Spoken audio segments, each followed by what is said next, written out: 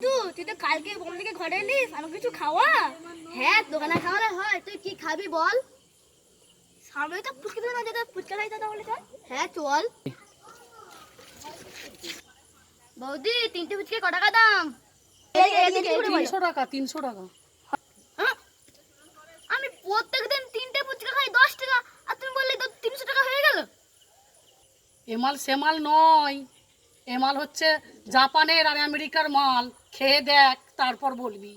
বন্ধু তুই এত কিপটে, আমাকে মাত্র সামান্য জাপানে আর আমেরিকা ফুচকা খেতে পারছিস না? আরে ভাই, কম রাখো।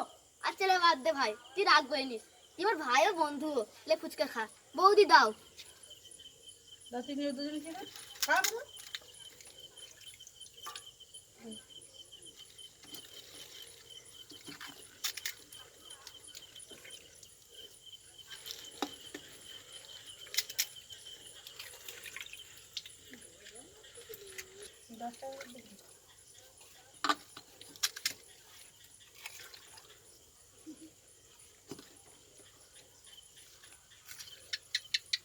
খেয়ে একটা কথা বলবি তো নাকি?